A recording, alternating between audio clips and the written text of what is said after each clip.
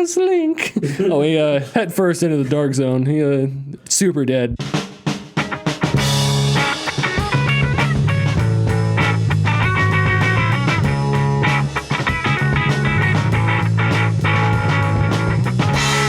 And welcome into the Gaming Discourse. I'm Tyler Frater alongside Richard De La Cruz, who is not here today, and Chief Engineer, Lieutenant Commander Connor Frater. Good afternoon. It is Monday, June 19th, 2023. Follow us on Twitter and Facebook at The Gaming Discourse. Go to our YouTube channel, YouTube/Gaming Discourse, where we post videos.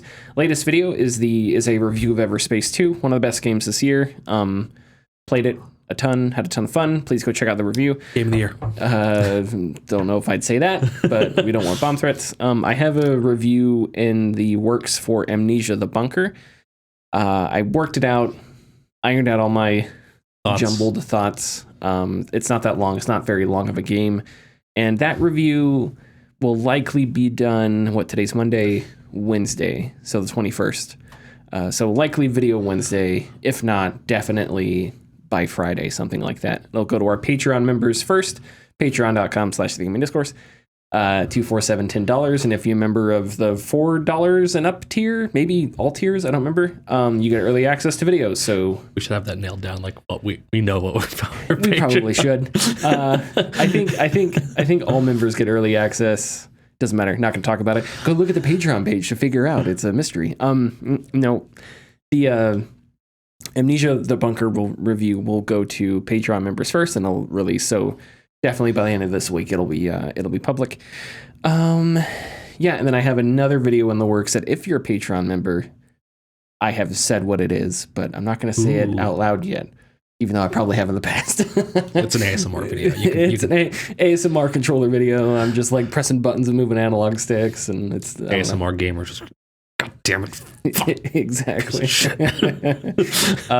Softly swearing into your ears. If you pay extra, you get the Not Safe for Work 2007 Modern Warfare 2 package. Oh boy. That's a really dangerous one. That's a dangerous one, yeah. That's our $1,000 a month tier on Patreon. Because you get information that can you can blackmail us with. But anyway, okay, so yeah, let's start off with, we've got some news we'll get into. We're going to be talking Embracer Group, which we haven't talked about in a while. Some updates on Phantom Liberty, the next Cyberpunk, or the only Cyberpunk expansion, I guess. They may have had minor DLCs, but this is like the one big expansion that they're making for the game. But you've been playing Civ 6 and you've been playing Tears of the Kingdom, so why don't you take us through your thoughts on that? Oh God, Civ 6. Oh no. So turns, because I'm doing a marathon game, so it's 100 or not 150. It's 1,500 turns. Wow. Okay. Yes. Turns 1 through 750, and turns 751 through 1225 are the same amount of time I've played the game. Oh, how do you mean? What do you mean? Like, it took about 8 hours to go from turn 1 to turn 750, and it took about 8 hours to go from 751 to 1225. Wow. Okay. Yeah. Interesting. The turns are now taking like when I hit in turn, it takes about a minute to process everything. Because there's so many nations doing stuff. And whatnot. Okay. It could take longer than a minute depending on how many wars are going on. Oddly enough, only one civilization has been wiped out entirely. Okay. And it was the Mongolians. Rip. I took them out because they had it coming. They kept trying to assassinate my governors. Okay, well I guess that's good reason. Yeah. Just war cause, wipe out entire civilization. I didn't wipe them out, just conquered them. Okay, cool. They're still alive. All right, this is a horrible conversation. I nuked them into oblivion. But, you know. Yeah, sure. Oh, man, okay. But yeah, it is slow going now.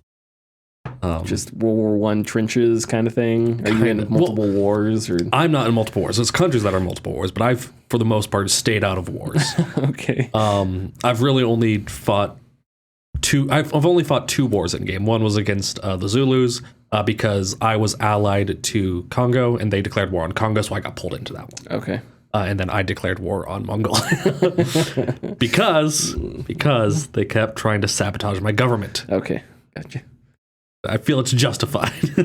We don't have to debate that. Continue. But yeah, slow going.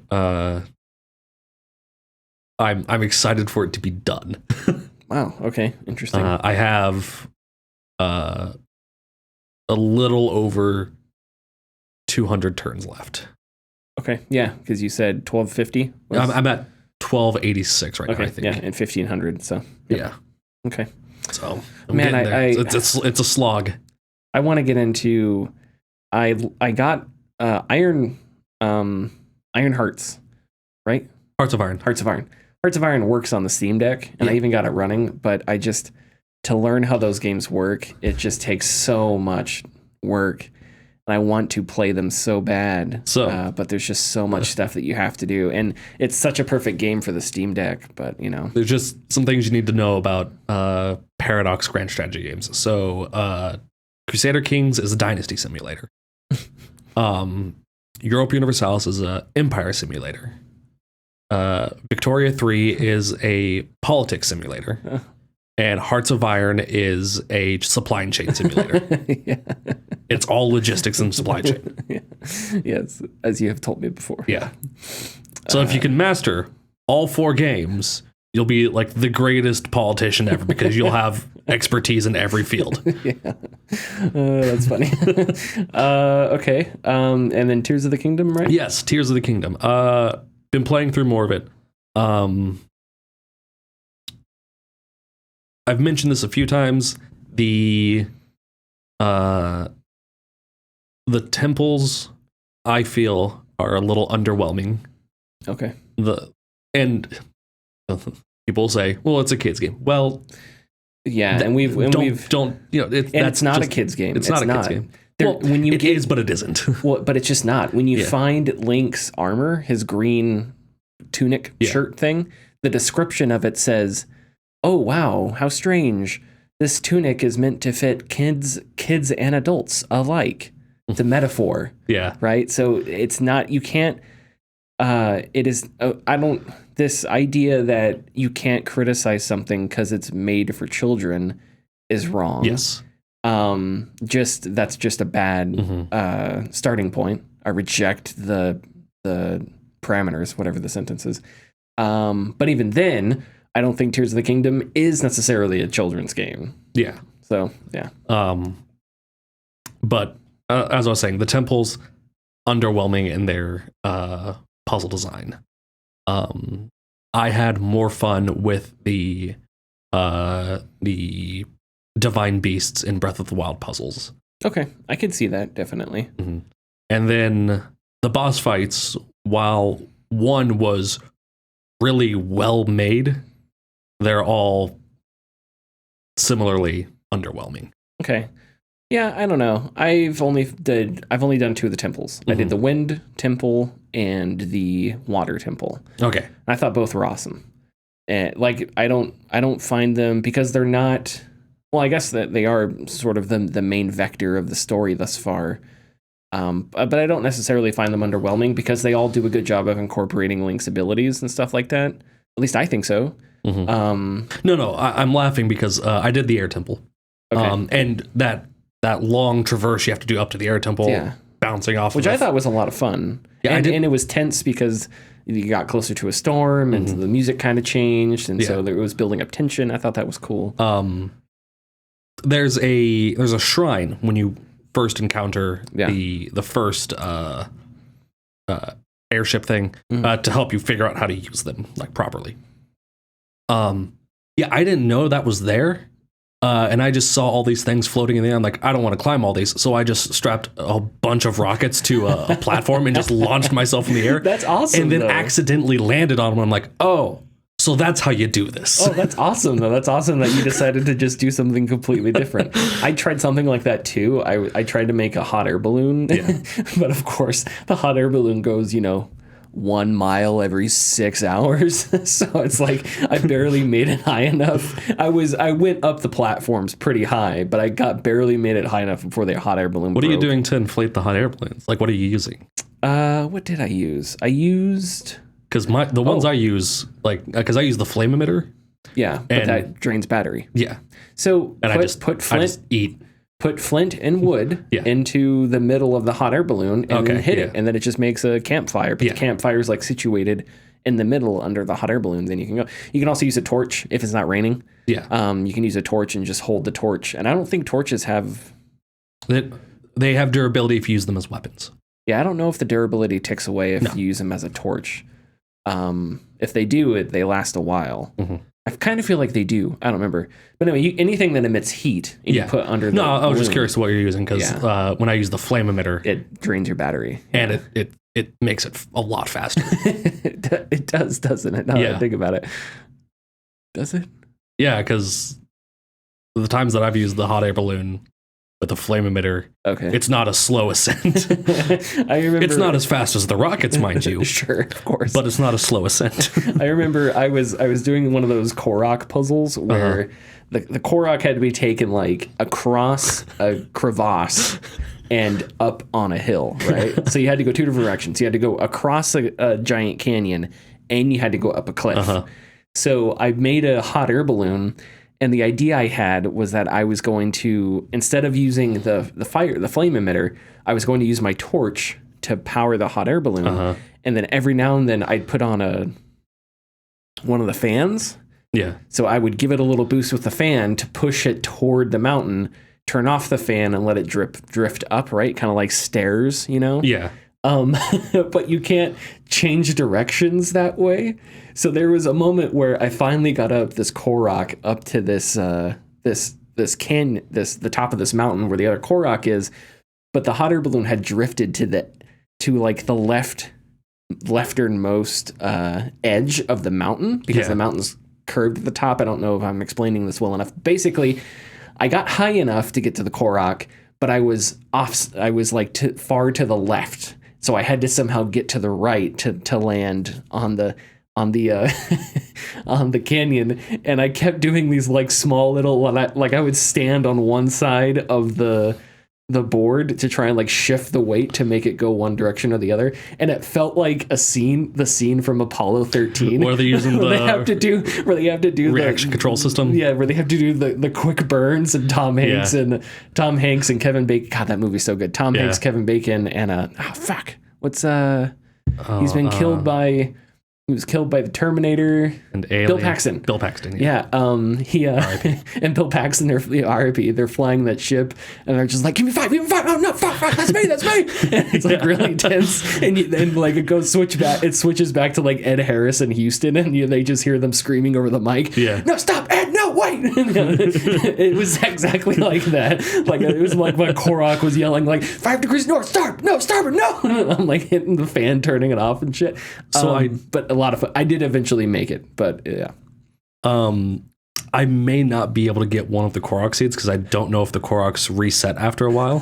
Oh, Jesus. Because I built a catapult and the Korok landed in the river and I wasn't close enough to the river to go get him in time. Damn. Heart of the ocean.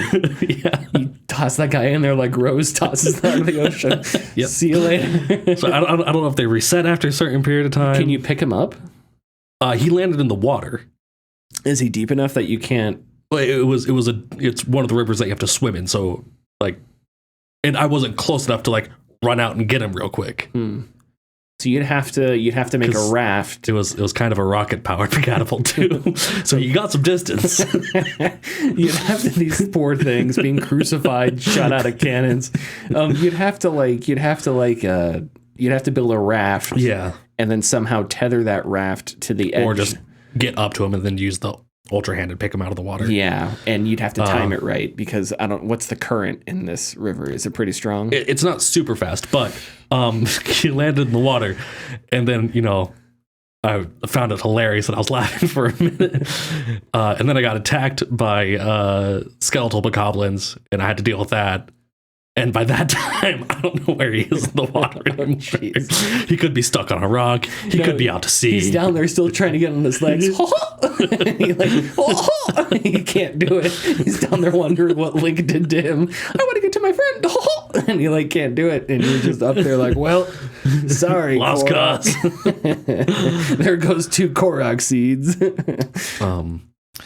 But some of the just overworld puzzles have been kind of fun. Some of the overworld challenges. Have you done any of the dive challenges? Dive challenges. I don't think so. All right, so in the air, there's going to be... oh, you have to fly through the rings. The rings, yes. Yeah, I have done. What is your fastest time? I'm curious. I set the record. I want to say like... I beat the record that they set. You have to like get under 28 seconds or something. I have to look. I got pretty quick. I shaved like 2 or 3 seconds off the record. Mm-hmm. But that was just using the one piece of the glider. Yeah. The glider suit. I assume if you get the legs and stuff, you can probably glide better. Yes. But it was I think it was a pretty decent score. My fastest is 19.06 seconds. Wow. Okay, that's pretty fast. I don't think I got into the teens. I'm just diving. Just the whole time. Yeah. Can you, with the flight suit, can you control your dive? You have a higher mobility. Okay. So yeah, the more pieces you get, the higher mobility you have. And then once you upgrade it with the fairy shrines, you don't take fall damage if you're wearing it. Oh, really? It's either reduced fall damage or you don't take fall damage. So I've seen both. I don't have all 3 pieces yet. Just dive into the earth? Goddamn, that's true. Speaking of, was diving into the underworld. And I was just, not paragliding down. I was just, gliding down. And I had a momentary lapse in control movements, and I hit dive instead of X for the paraglider, and I just backed it into the ground at the last second. Nice. Yep. Very nice. Very nice.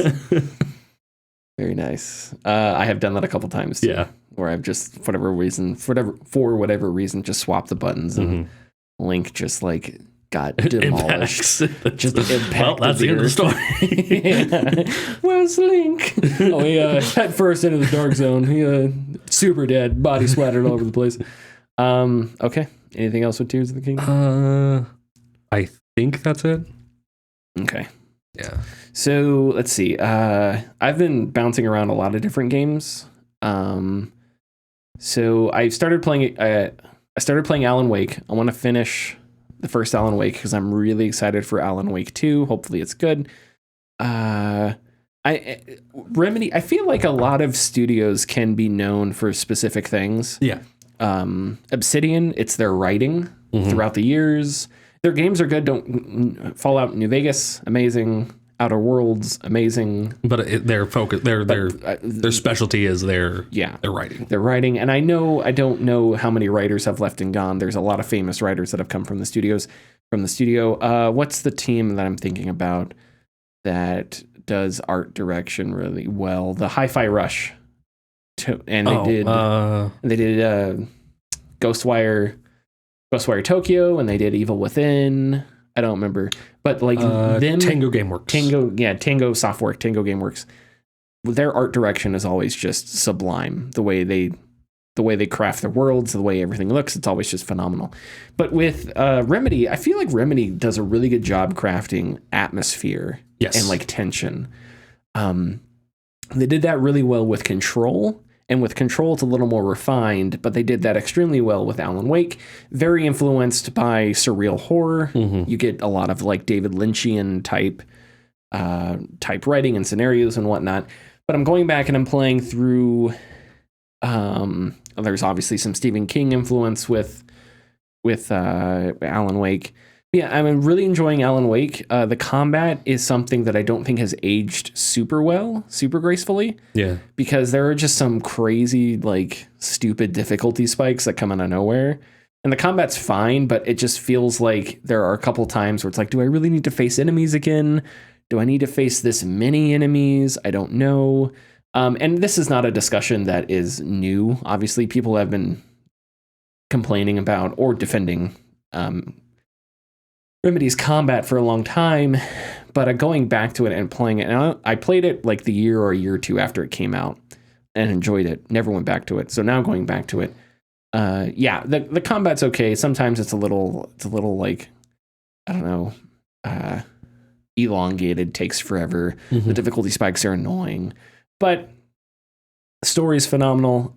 Finding the manuscript pages and having Alan Wake read the manuscript pages is always really, really good. And it makes me really excited for Alan Wake 2 because I hope they I mean, I'm assuming that they're going to continue that atmosphere that they do so well. That was what was great with Control. Some of Control's favorite moments were the quiet moments where you'd run into a cutscene and it would be the director, and it's like this noir thing where he's smoking and he's got like the shadow behind him, or you'd find Dr. Strangelove and one of his crazy videotapes, you know. I think it was Dr. Strangelove. I think it's Lovegood. Lovegood, Dr. Lovegood. Yeah, it was. Yeah, Strangelove is Stanley Kubrick. But so I hope they continue with that. I've also been playing a game called Chia, which is released this year, got really good reviews. I saw it, I wanted to play it, and then it released on the PlayStation, one of the PlayStation games, like the Essential tier or something, or the tier above that, Premium, whatever. And it's an open world game. It's inspired by a country called New Caledonia, which is, I believe, an island like off the coast of New Zealand. When I say off, I don't mean directly off. I mean like off off of the distance of New Zealand, I guess. But it's a really charming game about a girl who gets special powers, and it's open world, but not in the sense that we generally consider open world. It's a very small open world, but it's kind of dense. But basically, it's very charming. It's very lighthearted. It's very cartoony. And her father gets kidnapped, and you have to go save her father. That's basically the premise of the game. Kidnapped by nefarious forces. But one of the main driving forces behind the gameplay is you can transform into a lot of the life of the island, which makes traversal really fun. So it's called soul jumping. So basically what her name is Chia. The name is it's eponymous or whatever. The main character, when you get close to an animal, you can take Chia and you can become that animal. So let's say you want to get up a mountain. You don't want to take the time to climb it. If there's a bird next to you, you can soul jump into the bird, you become a bird. So now you're flying everywhere. There's a meter that decreases, kind of like stamina, how long you can be in another body before you have to jump out and resume playing as Chia. But you can do that with a lot of different animals. You can do it with fish. You can do it with birds. There are like deer type animal you can jump into, and you can run around. They sprint really fast. So it's fun because when you're going from point A to point B, you're always looking for something to jump and become. And it's a country that I was not familiar with at all. So it's all this like relatively unique wildlife. There's a giant locust that I guess is native to the island, and if you see it, you can become it, and it's just this bug that you fly around as. It's like I forget the name of it. It's like maybe it's just called the giant locust. I don't know, but it's a lot of fun. The story is really charming. The cutscenes are shot really well and really endearingly.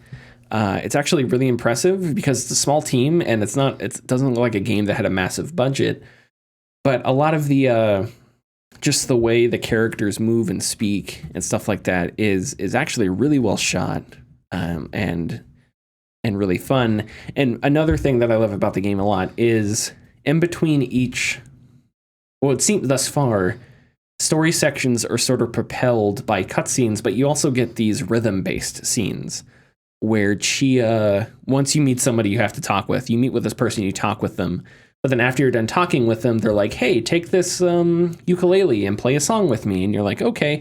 And so there's all these little rhythm-based mini games where you just play a song with somebody, and the music's phenomenal. It's fantastic. And you just kind of sit back, and there's an autoplay sequence where if you just want to watch it, you can just watch it. But like for the ukulele, all the mini game is it's a little circle, a radial circle menu. Of fifths. Huh? The circle of fifths. Is that what it is? Yeah. Oh, okay. Yeah, and you just press the analog stick and hit X when a little like arrow comes down and it hits a note, and you time that correctly, and she strums. And when you scroll the circle, her hands actually adjust to the I assume chords. it's actually Probably accurate, because her hands make really distinct shapes. But so yeah, I would really recommend it. It's a very chill game. There is combat against enemies, but it's not. I spent 10 hours in the game before I fought anything. I think you have to go seek out the enemies to fight them. But yeah, it's very endearing, very lighthearted, very joyful, very colorful, and I'm looking forward to playing it some more. Oh, and you also have a boat. So you have what's that? It's a specific kind of boat where it's made of logs, and you have like the side, kind of like Moana, But that's called a specific thing. I don't remember what. But that's how you can get around the ocean with that, which is really cool because then you're out on the ocean and you're sailing this boat, and you can sort of hear the wind and the waves, and that's always fun. So yeah, really recommend that one if you're looking for like a chill open world game that is kind of like a Pixar movie, that level of just insufferable charm and joyfulness. Okay. I think that's basically all I want to talk about. More Diablo 4, very fun, very good. I mained as a druid. I'm playing with another group of people, and in that group I am a mage. So I'm playing as 2 classes. My druid is a tank, so taking damage, whatever, tanking. My mage is DPS. Obviously don't have a ton of health, so staying away. But my mage, interestingly, has a couple abilities that are close proximity AoEs. Yeah. So it's like, and they freeze enemies. It's an ice like explosion that freezes enemies. So what I do is, like, if there's a big group of enemies, I run into the middle of them, press the freeze explosion, and then jump out so I can freeze it for the rest of the party. And then I get out and I start doing my ranged abilities, which is a lot of fun and dynamic. But yeah, it still continues to be really good. The story is very interesting. And yeah, I think, is there anything else you wanted to? I don't think so. No? Okay, hit the ad. Thanks for listening. If you like our content, please consider subscribing or leaving a like and comment. You can find us at patreon.com/thegamingdiscourse. And our tiers are $2, $4, $7, and $10 and include getting your name in the video credits, early access, and access to our Discord server. So it's in between. So it's like New Caledonia. It's like Australia, New Zealand, and like New Caledonia. Oh, okay. I was thinking it was to the east of New Zealand. No, it's northwest, east of Australia. Okay, cool. Connor, tell us about what's going on. That's Embracer. Yeah. Yeah, Embracer announces Restructure.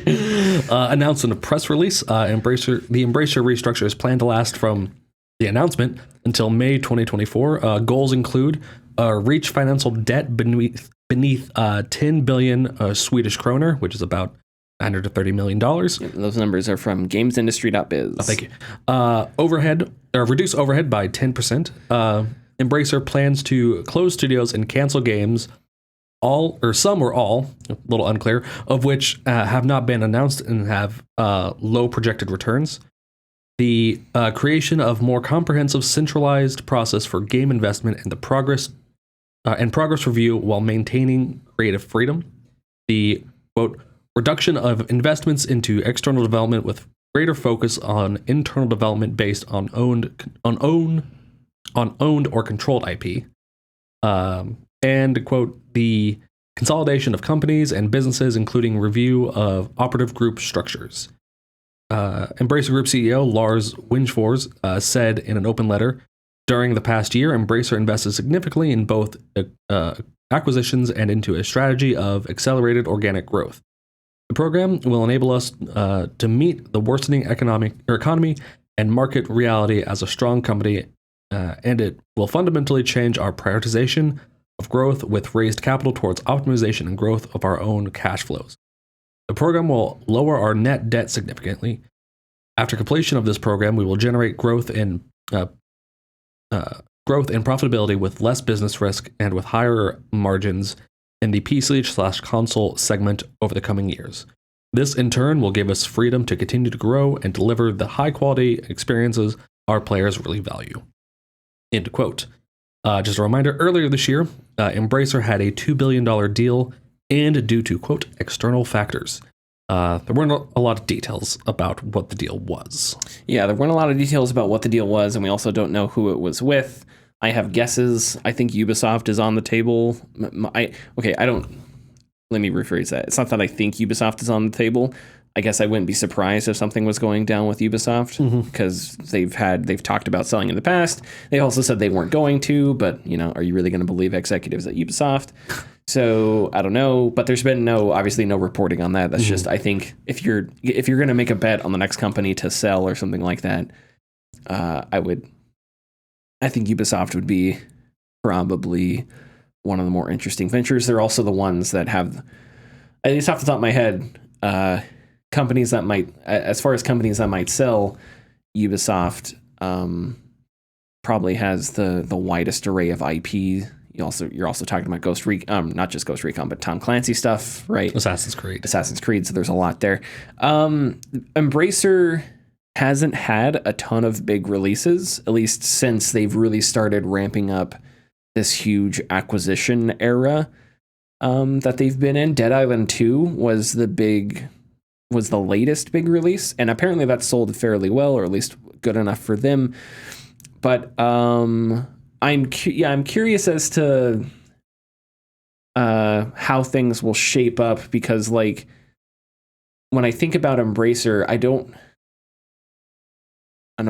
hope I'm not completely forgetting somebody here. I don't know if they have like a big AAA, like mass market Destiny type thing, right? Or Call of Duty type thing. Here's the thing. They own Gearbox. Yeah, so Borderlands would be... They haven't, but yeah, Borderlands would be one of their bigger titles. They also have THQ Nordic. And I'm trying to remember, THQ Nordic has fingers in everything, feels like. Yeah, but there's so many subsidiaries that I'm sure that there's something out there. But they talked about like their upcoming games. Gunfire Games is making Remnant 2, but Remnant 2 is not gonna. I hope it's good. I enjoyed the first Remnant, but Remnant 2 is not going to like be, amongst like the top 10 best-selling games this year. Yeah. At least I don't think it will. And like they talk about Metro and how good Metro has sold. But even the next Metro game, because Metro is a relatively niche game, right? It's this like survival horror, tactical shooter type thing. That is never going to sell as well as a lot of the mass market releases. But I think it always sell well because it has a market that really enjoys that kind of stuff. Yeah. And it has a fan base, and it has that stuff that propels it. So, and in some ways, the latest Metro was the best. In other ways, it wasn't as good. I always wanted to go back to it. But the point I'm trying to draw back to here is it feels like Embracer, the companies are like looking out for big service-based explosion wins, right? And that's the same thing with PlayStation. PlayStation, they have like 10 live service games in development. Diablo 4, well, Diablo 3 was this too, but the plan with Diablo 4 is to turn it into like a live service thing. So I'm curious as to if Embracer has plans like that, because with all the acquisitions they've made and how massive their company is, one of the Gunfire Games is a subsidiary of THQ Nordic, I think. So it's like you have so many small studios, and you picked up Eidos Montreal, you picked up Crystal Dynamics, right? Yeah. So it may come from there because Crystal Dynamics tried with Avengers, and who knows who's to blame for that debacle. But maybe if Embracer wants a big giant like AAA release, they may turn there. But if they don't, that's great. If they set their sights on something more sustainable, if they set their sights on sort of more finite releases, I think that's good, and I would obviously rather have that than mass market AAA releases that are just, that exist for retention and bullshit like that. But when it comes to restructuring, I think this is the danger of what Embracer was doing, because Embracer suddenly just started gobbling up all kinds of stuff. Unloaded a lot of developers. And now if you gobble up all that and you become unsustainable or not sustainable enough for shareholders and whatnot, then that's not a victimless thing. Then people get thrown, people lose their jobs over that. And that's one of the problems. And that's also what we talked about with their game preservation thing, They launched that game preservation initiative, which was really cool. And they had a ton of games, and they, you go on their website and there's shelves of just stuff. But, what makes you worry about that is something that is not generating a ton of revenue, if any, for the company, right? So at what point is it possible that Embracer eventually decides we need to axe this? So how do we offload all that? So all companies suck. They should all go to jail, etc., etc. But I'm hoping Embracer sort of stays, can build off of the potential that they've created, especially by acquiring those old Western Square Enix studios. But we'll just have to see. And yeah, hopefully crazy acquisitions are done, because you acquire so much and then this happens. Yeah. And then people lose jobs, and that's the kind of thing shouldn't happen. Like, hopefully that, I don't know. And also, I'm not even sure if this is actually a financial necessity. Is it actually a financial necessity that people lose jobs? You really have to cancel projects that aren't looking to turn a huge profit? Is it really because it's an unsustainable business, or because it's just unsustainable based on your own goals? And and then what are the goals, and how else could you reach? How else could you better manage those economics than cutting overhead and stuff like that, right? So yeah. Anything you'd like to? Well, I just think it's with all of their acquisitions, it's surprising that they haven't attempted to revitalize some of the older IPs that a lot of these, like the Tomb Raider IP. Oh, I'm sure. Well, I'm sure that there's something in the works, and there's been a lot of. Well, is there? It might have been canceled. Well, and there's been a lot of reporting about Embracer, and so it's enough that I don't remember a lot of it off the top of my head. Yeah. But you would assume that Embracer has a lot of stuff cooking, a lot, because of all the acquisitions they made, right? Yeah. It's like Xbox 3 years ago, where they made a ton of, or 4 or 5 years ago, they made a ton of acquisitions, and it's like, whoa, and then. You don't want to turn out Xbox, which we'll talk about later, where 5 years later, still getting trailers for Fable. And it's, it's positive and it looks closer, but the game still hasn't materialized. So I would assume that there's stuff, and I hope I'm not forgetting like a big AAA release. Again, Dead Island 2. I won't really say big AAA, but they also own Volition, which has Red Faction and Saints Row. Yeah, and Saints Row was one that did not sell very well. Saints Row, did that come out this year or last year? All I remember is that it was one of those commercial. Well, it was critically a failure, or critically panned, but I assume it was also a commercial failure. But Embrace, but I think that the fact that I'm more confident on is that Embracer hasn't had like a massive success on the scale of, like, I don't know, one of the best selling games of the year or something like that, right? They haven't had an Elden Ring or a Cyberpunk or Tears of the Kingdom or whatever. No one's ever going to have a Tears of the Kingdom except Nintendo. But hey, if that's not Embracer's goal, then that's good, because they have a lot of IP that don't necessarily fit that mold, but will sell well, and I think you can build businesses off of, like Tomb Raider, like Metro, right? Like Remnant, like games like that. So, yeah, I'm still positive with the direction. Obviously, the economics of it are always dubious. But yeah, okay. Are we good to move on?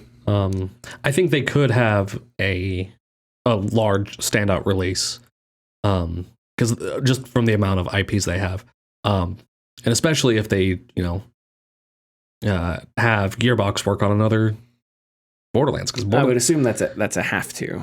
Yeah, I mean, Borderlands isn't going to stop. No, and Borderlands typically does well. Yeah, and do you know the status of Borderlands 3? Came out a couple of years ago. I don't know if I got DLCs or anything. I'm sure I got something. I'm looking through it right now. There was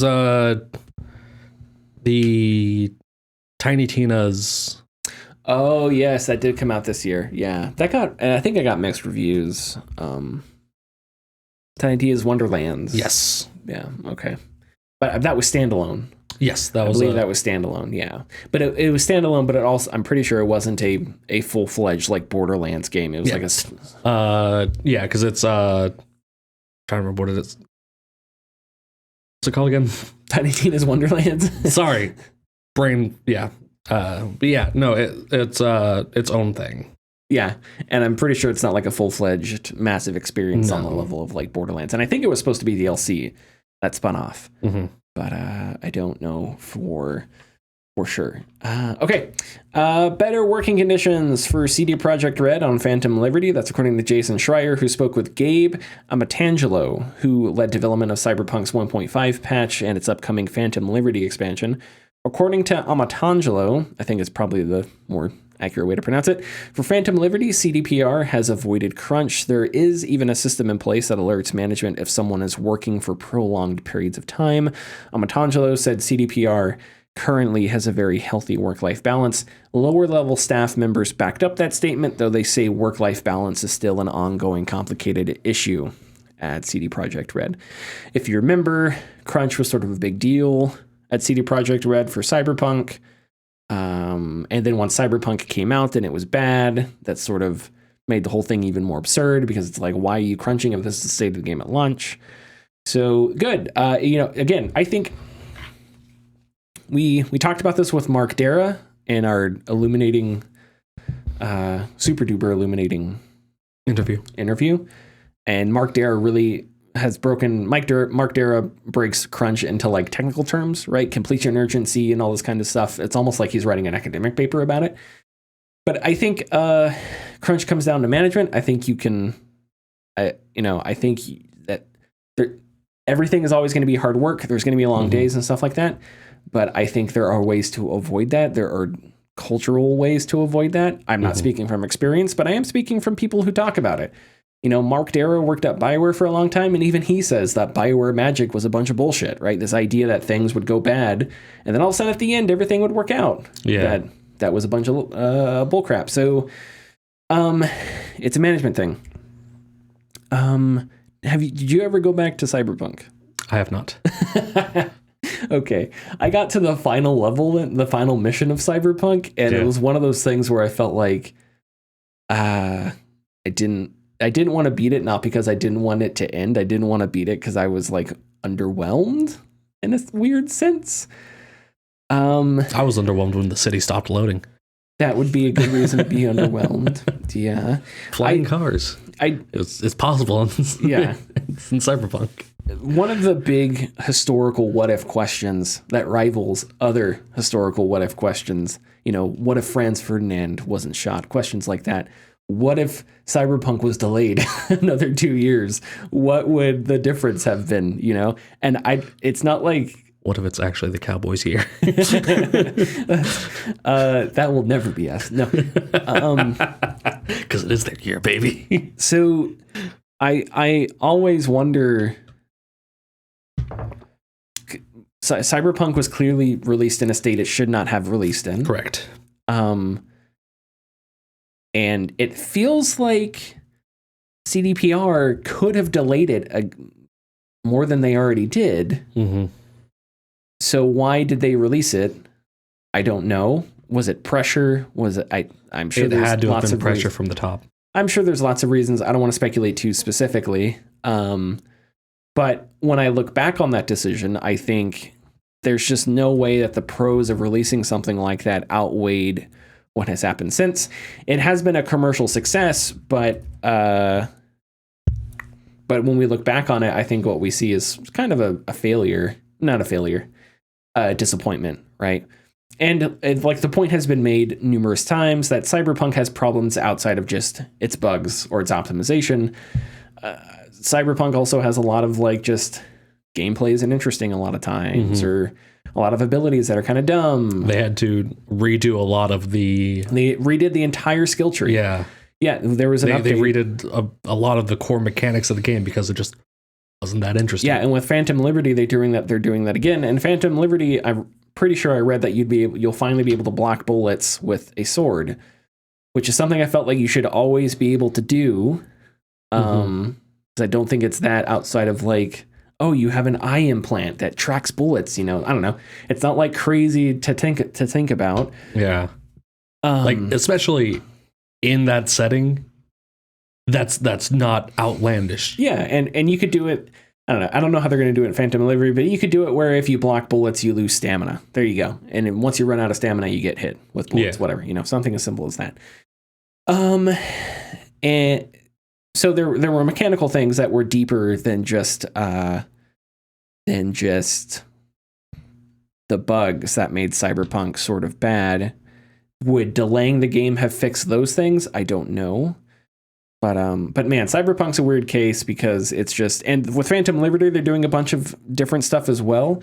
The thing I'm confused about is I'm not sure if that includes the base game or if it's just different in Phantom Liberty. I'm assuming it's the base game. And if it's the base game, this sounds like another time that they're redoing a bunch of stuff. But maybe I'll go into it. Maybe next year I'll pick up Phantom Liberty and I'll hop in and do a third character and do a third playthrough, because some of Cyberpunk was really interesting. I think Jackie was a legitimately cool character. His like ambition and whatnot. The first act was really solid. Yeah. After that, it starts falling apart. And there were interesting parts. There were interesting parts, but they had 1/3 of a really solidly well-made game. Yeah, Takamura was an awesome character. Yeah. But it played like a looter shooter, which was something that I didn't like. You'd find an awesome. My problem, I played as a sword class or a sword build. I'd find an awesome sword. Hell yeah. And then like 20 seconds later, I kill some random gang member and he has like a sword better than mine, even though his sword is common and my sword is like the highest rarity. I'm like, son of a bitch. I don't want to keep finding swords that are better than mine. And I know you can upgrade your weapons, but still it just feels, I don't know. And you have to have the resources to upgrade your weapons. And if your weapon is a high rarity, you have to have rare resources to upgrade those weapons. So, Cyberpunk is a really strange beast. I think suffered from all kinds of stuff. Gabe Amatangelo is set to direct a Cyberpunk sequel. So hopefully maybe the next Cyberpunk is the one where maybe Phantom Liberty is sort of the beginning of what we all kind of hoped Cyberpunk was going to be. And then Cyberpunk 2 will be sort of the full realization of that. But honestly, at this point, I don't know if I can go back to Cyberpunk because I've been away from it for so long. I'd have to I think restarting it a third time. And if it were like a fantasy game, I probably couldn't do that.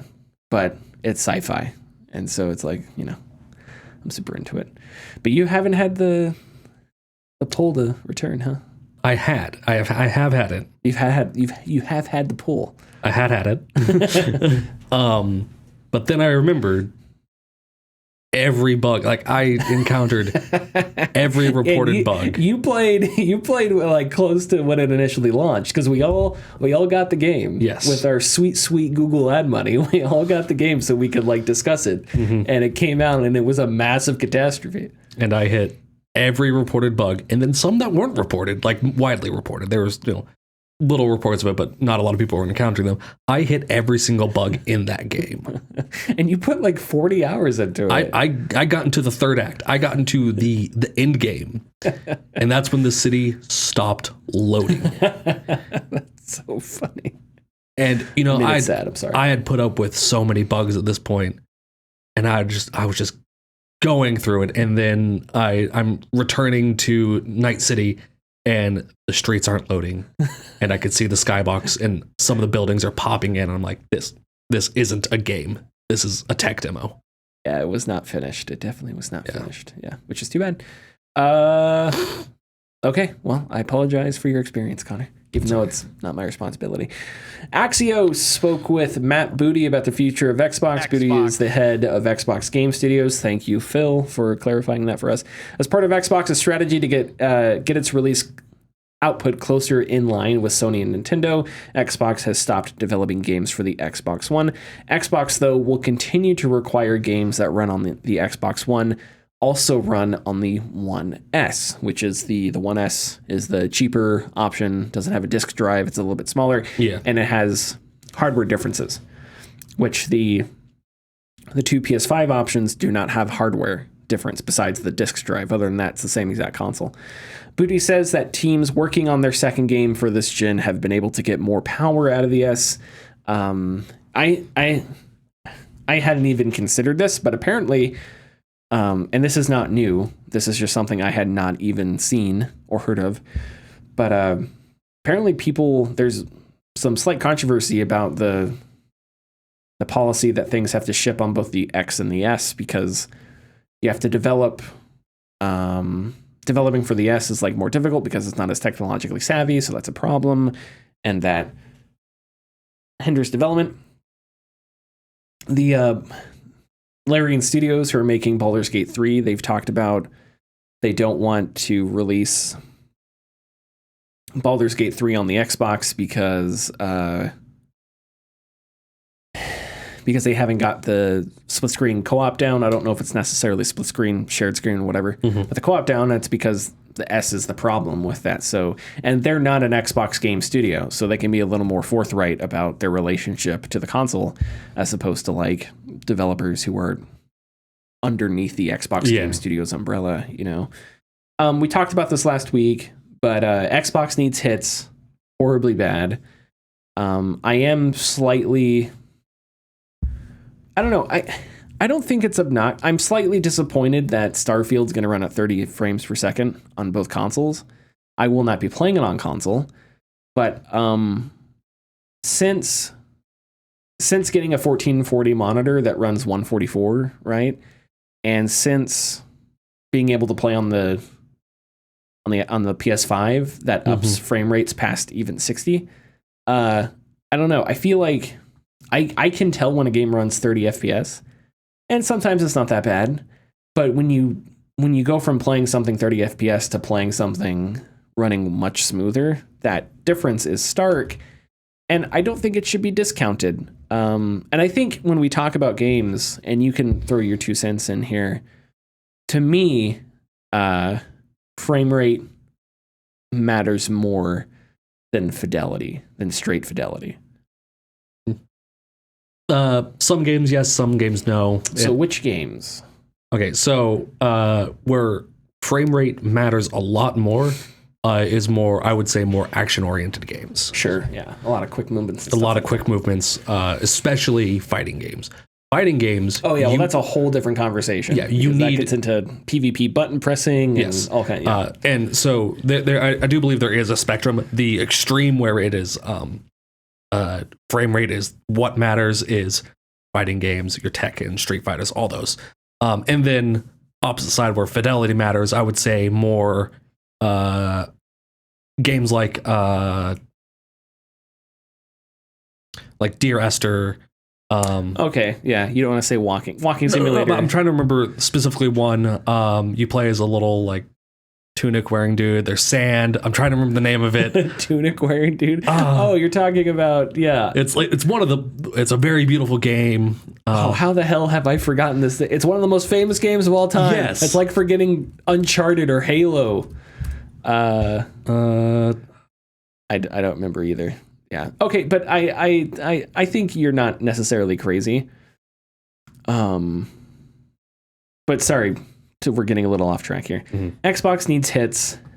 They did a good showing over the Summer Game Fest and the Xbox showcase and all that stuff. And the trailers were great and all that, but they just need something to land. And I think quality of content matters. And I feel like it's partially vindicating, because if Starfield comes out and it's massive and it's super duper good, I think that's a big load off of Xbox. And if the rest of the stuff comes out and it's super good, I think that's a big load off of Xbox too. And if they want to get in line with how Sony and Nintendo release games, think about the games that Sony and Nintendo release, right? Mm-hmm. Are either of those companies famous for making Call of Duty type games? I don't think so, right? No. For Sony, it's Uncharted. All right, I just remembered. Journey. Journey, yes, of course. So if with Sony and Nintendo, it's like first-party IPs, mainly single player, not necessarily only single player. PlayStation's divesting into service-based stuff. We know that. Obviously, Nintendo has things like Animal Crossing, but Animal Crossing can be played mostly single player. Yes. There are obviously huge live elements, but the point I'm trying to make here is if you want to get in line with those releases, then look at what they've been doing. It's new single player IPs that come out once every few years, right? And you can make an argument that they don't take very many creative risks, right? As much as I love Ghost of Tsushima, it wasn't necessarily innovative. No. It's pretty bog standard. Beautiful, but not very Very innovative. beautiful, really good combat, but it took a lot from Assassin's Creed and stuff like that. Not saying it's bad because of that. Not saying you can't take inspiration from certain games, as opposed to something like Xbox, where you look at their past few releases at something like Halo. Halo has always, since 343 took over, Halo has always tried to be something else. Yeah. So Halo 4 tried to be COD. Halo 5 went back to being Halo, but it had a pay-to-win mode, and then Halo Infinite's this free-to-play bullshit. And then besides that, 343 has had its own all kinds of like ups and downs and whatnot. Management, yeah, management problems and turnover and stuff like that. So what I'm trying to get to here is, if you want to match Sony and Nintendo, look at the games that they're making and match those games, quality of content. And if you do that, you'll be fine. And I think Xbox was once doing that, and they lost out on that, and they've pivoted to this other strategy of Xbox Game Pass and ecosystems and stuff like that, which that's great. But I think I'm always going to stick to what matters most is quality of content. And if you don't get that, then it doesn't matter that people can play your games everywhere, because you don't have any games to play there, right? So yeah, I hope Fable is good, and I hope to God Avowed is good, because I love Pillars of Eternity. And Xbox needs wins, and yeah, we're all hoping Starfield's really good too. But the flip side of that discussion is that the console and the Series S, and how that's affecting Xbox's console strategy. Although Xbox is larger than just its console, right? So yeah, is there anything? No. Well, we don't have tidbits because Richard's not here. Do we want to play the tidbit sounder anyway? Nah. No? All right, fine. We don't have to play tidbit sounder. Yeah! What if I told you, in this world, there are bits and there are tids, and Richard is the only man who can put them together into tidbits? Okay. Follow us on Twitter and Facebook at The Gaming Discourse. Go to our YouTube channel, YouTube/Gaming Discourse. Because Richard is off this week, there will not be an episode of Gaming Discourse FM. So he will return next week, I assume. I can't speak for Richard. I'll text you, Richard, if you're listening. Or text me as soon as you hear this. Patreon.com/The Gaming Discourse. And we will see you next week. Bye.